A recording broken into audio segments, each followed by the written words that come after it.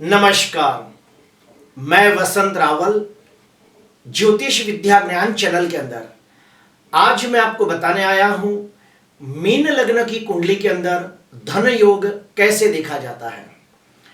Mean लग्न की कुंडली के अंदर आज मैं आपको 17 प्रकार के अलग अलग धन योग बताने आया हूं। तो आइए देखते हैं। अगर कुंडली के अंदर यहां पे 12 नंबर लिखा हो तो समझ जाना ये मीन लग्न की कुंडली है। पहला नियम, मीन लग्न की कुंडली के अंदर धन स्थान के अंदर मंगल स्वगृही होकर बैठा हो तो प्रबल धन योग बनता है और मंगल की महादशा, अंतरदशा, प्रत्यंतर दशा के अंदर उत्तम कक्षा का धन लाभ होता है।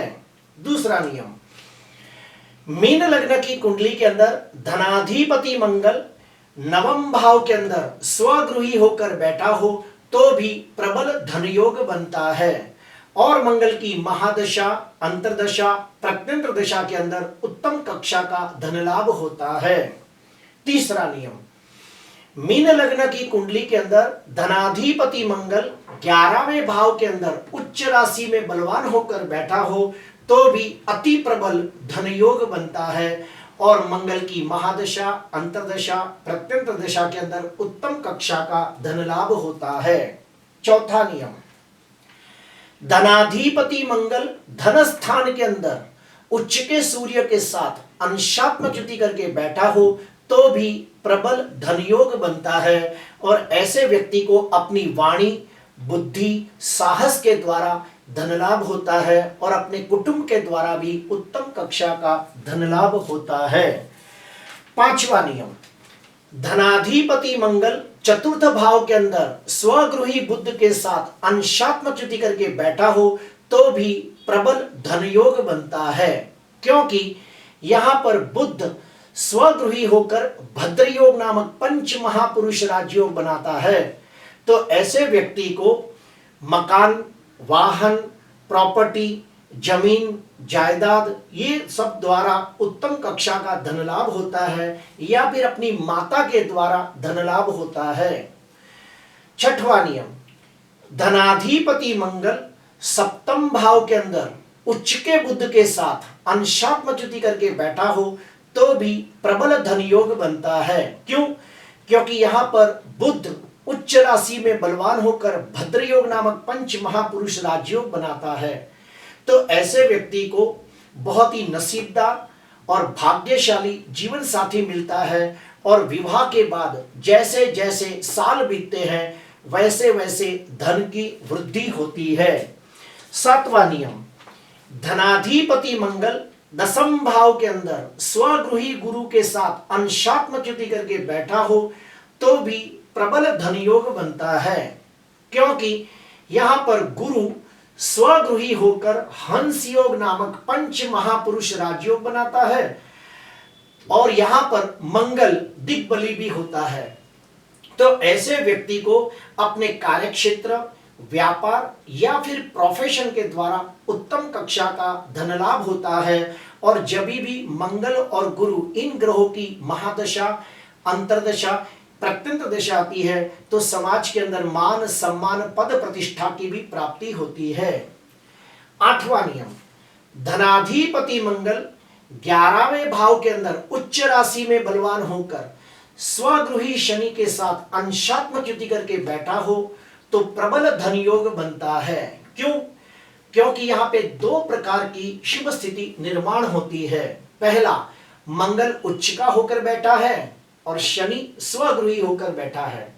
तो ऐसे व्यक्ति को अपने बड़े भाई बहनों के द्वारा धन लाभ होता है या फिर अपने मित्रों के द्वारा धन लाभ होता है। नौवां नियम, धनाधिपति मंगल लग्न भाव के अंदर स्वगृही गुरु के साथ अंशात्मक युति करके बैठा हो तो भी प्रबल धन योग बनता है। क्यों? क्योंकि यहां पर गुरु स्वगृही होकर हंस योग नामक पंच महापुरुष राजयोग बनाता है और गुरु प्रथम भाव के अंदर दिग्बली होता है। तो ऐसे व्यक्ति को अपनी बुद्धि, वाणी, साहस और ज्ञान के द्वारा उत्तम कक्षा का धन लाभ होता है। 10वां नियम, धनाधिपति मंगल प्रथम भाव के अंदर उच्च के शुक्र के साथ अंशात्मक युति करके बैठा हो तो भी प्रबल धन योग बनता है। क्यों? क्योंकि यहां पर शुक्र उच्च राशि में बलवान होकर मालव योग नाम का पंच महापुरुष राजयोग बनाता है। तो जब भी मंगल और शुक्र इन ग्रहों की महादशा, अंतर्दशा, प्रत्यंत दशा आती है तभी व्यक्ति को अपनी बुद्धि, वाणी, कला, क्रिएटिविटी के माध्यम से उत्तम कक्षा का धन लाभ होता है। 11वां नियम, धनाधिपति मंगल नवम भाव के अंदर स्वगृही होकर बैठा हो और उसके ऊपर लग्नाधिपति गुरु की शुभ नवम दृष्टि पड़ती हो तो भी प्रबल धन योग बनता है। 12वां नियम, धनाधिपति मंगल 11वें भाव के अंदर उच्च राशि में बलवान होकर बैठा हो और उसके ऊपर लग्नाधिपति गुरु की उच्च की 7वीं दृष्टि पड़ती हो तो भी प्रबल धन योग बनता है और ऐसे व्यक्ति को अपने बड़े भाई बहनों के द्वारा या फिर मित्रों के द्वारा उत्तम कक्षा का धन लाभ होता है। 13वां नियम, धनाधिपति मंगल नवम भाव के अंदर स्वगृही होकर बैठा हो और उसके ऊपर उच्च के गुरु की 5वीं शुभ दृष्टि पड़ती हो तो भी प्रबल धन योग बनता है और मंगल गुरु इन ग्रहों की महादशा, अंतर्दशा, प्रत्यंत दशा के अंदर उत्तम कक्षा का धन लाभ होता है। 14वां नियम, धनाधिपति मंगल तीसरे भाव के अंदर उच्च के चंद्र के साथ अंशात्मक युति करके महालक्ष्मी योग नामक राजयोग बनाता हो तो ऐसे व्यक्ति को अपनी मेहनत, साहस, पराक्रम, कला या फिर स्पोर्ट्स के माध्यम से उत्तम कक्षा का धन लाभ होता है।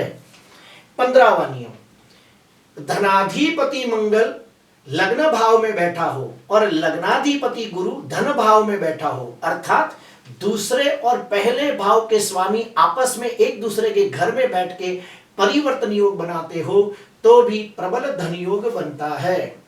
16वां नियम, धनाधिपति मंगल धन स्थान के अंदर लग्नेश गुरु के साथ अंशात्मक युति करके बैठा हो तो भी प्रबल धन योग बनता है और ऐसे व्यक्ति को अपने कुटुंब के द्वारा उत्तम कक्षा का धन लाभ होता है।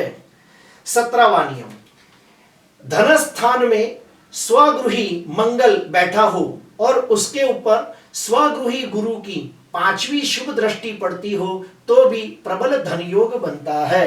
अभी हम लोग अशुभ के बारे में जानेंगे कि अशुभ फल कैसे मिलता है। तो सुनिए, धनाधिपति मंगल नीच राशि में निर्बल होकर राहु के साथ अंशात्मक युति करके अंगारक योग नामक अशुभ योग बनाता हो तो भी धन हानि के योग बनते हैं। दूसरा, धनाधिपति मंगल राहु के साथ अंशात्मक युति करके 6वें, 8वें या 12वें भाव में बैठा हो तो भी धन हानि के योग बनते हैं। तीसरा, धन स्थान के अंदर नीच राशि का शनि बैठा हो और धनाधिपति मंगल अस्त का हो, मृत अवस्था में हो, नवमाश में नीच का हो या फिर 6वें, 8वें, 12वें भाव में बैठा हो तो भी धन हानि के योग बनते हैं। अगर धन हानि के योग बनते हो तो उसके उपाय कौन से करने चाहिए? तो सुनिए, सबसे पहला महालक्ष्मी मंत्र का अनुष्ठान करना चाहिए। दूसरा, कुबेर मंत्र का अनुष्ठान करना चाहिए। तीसरा, श्री सूक्त का पाठ करना चाहिए। चौथा, कनकधारा स्तोत्र का पठन करना चाहिए। पांचवा, वैभव लक्ष्मी का व्रत करना चाहिए। और हाँ, मैंने पहले भी 3-4 वीडियो बनाए हैं महालक्ष्मी मंत्र का अनुष्ठान कैसे करें, कुबेर मंत्र का अनुष्ठान कैसे करें। और हाँ, मैंने पहले और एक वीडियो बनाया है मीन लग्न के राजयोग, उसके अंदर मैंने करीबन 28 प्रकार के राजयोग बताए हैं। अगर वो राजयोग भी आपकी कुंडली में बनते हो तो समझ जाना कि धन योग प्रबल होते जा रहा है और इसमें से जितने ज्यादा धन योग आपकी कुंडली में ज्यादा बनते हो उतना ही ज्यादा धन योग आपकी कुंडली में बनता है। प्रिय दर्शकों, आज के लिए बस इतना ही। आपको अच्छा लगा हो तो जरूर लाइक करना, सब्सक्राइब करना। नमस्कार।